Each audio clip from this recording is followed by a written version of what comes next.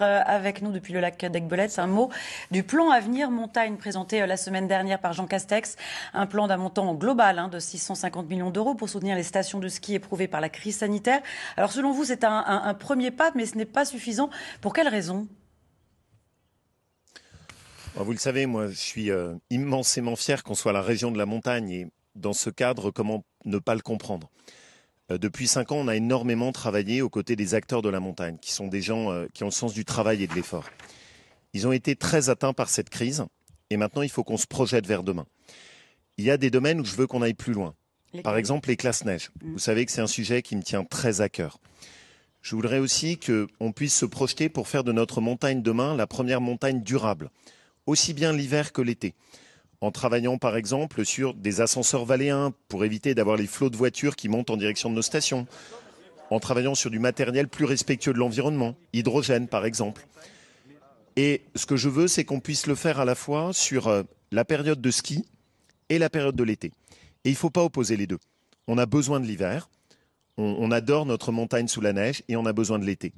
Et donc c'est vraiment cette vision de notre montagne projetée vers demain pour retrouver de l'énergie, retrouver de l'envie et défendre la fierté d'être la région des Alpes. C'est quand même la fierté de notre région. Alors vous faites de la sécurité l'un des thèmes numéro 1 de votre campagne. Certains vous le reprochent, expliquant que ce n'est pas une compétence de la région. Caméras de surveillance, portiques dans les lycées, suppression des aides régionales pour les délinquants, caméras dans les cars scolaires. Vous basez-vous pour cela sur un sentiment d'insécurité ou sur une réelle augmentation de la violence en Auvergne-Rhône-Alpes ? Vous savez, il y a 5 ans, la région ne s'occupait pas de sécurité. Et vous l'avez dit, beaucoup de mes opposants ont critiqué le fait qu'on s'implique sur ce dossier. On l'a fait parce que je sentais déjà que la chose se dégradait. Depuis, ça s'est beaucoup accéléré. J'étais encore la semaine dernière à Rumilly, où les gendarmes ont été attaqués avec des tirs au mortier.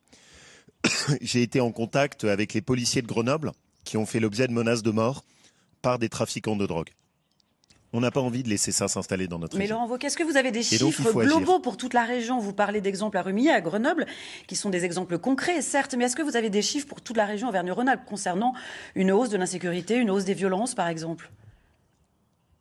Non mais, pardonnez-moi, j'espère qu'on n'en est pas encore au débat de l'époque de Jospin sur la question de savoir s'il y a un sentiment d'insécurité. Allez à Roibon discuter avec les commerçants qui ont été tous agressés avec tout leur commerce vandalisé. Échanger sur le terrain avec ces policiers qui, à l'image des policiers de Villefranche, ont fait l'objet d'attaques juste parce qu'ils intervenaient pour un feu dans un quartier. C'est pas l'image que je veux pour notre région. Et il faut qu'on lutte aussi bien contre les petites incivilités que contre la montée de l'insécurité. Ça veut dire pour nous quoi ? D'abord, financer des caméras de vidéoprotection sur les communes qui le souhaitent. Ça veut dire augmenter les effectifs, par exemple de la police ferroviaire, et on intervient beaucoup sur la ville de Grenoble, qui en a un grand besoin. Ça veut dire aussi soutenir nos policiers et nos gendarmes.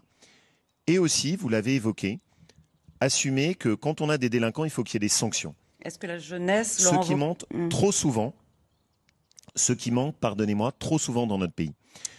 Et donc, une des décisions que je souhaite qu'on prenne, c'est que quand on a affaire à des délinquants multirécidivistes, on supprime l'accès aux aides de la région.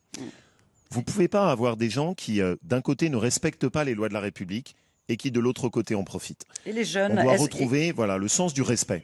On l'a bien compris, donc oui. Du financement pour lutter contre l'insécurité et du financement pour les jeunes, pour leur formation, pour les accompagner dans l'emploi. Alors, vous le savez, on a été extrêmement engagé dans la période du Covid qui a été très dure pour nos enfants, pour nos étudiants. On a énormément agi avec des mesures de soutien, y compris psychologiques. Et encore récemment, quand on a décidé de financer des centres de vaccination, on a fait le choix de proposer des jobs à nos étudiants pour les aider à pouvoir soutenir leur pouvoir d'achat. Demain, pour moi, la priorité, ce sera de développer l'apprentissage. Parce que la meilleure façon d'aider nos jeunes, c'est de renforcer l'apprentissage. Et la deuxième chose, pour préparer l'avenir de nos enfants, c'est se battre pour relocaliser les emplois dans notre région. Merci. On a commencé en abordant la montagne.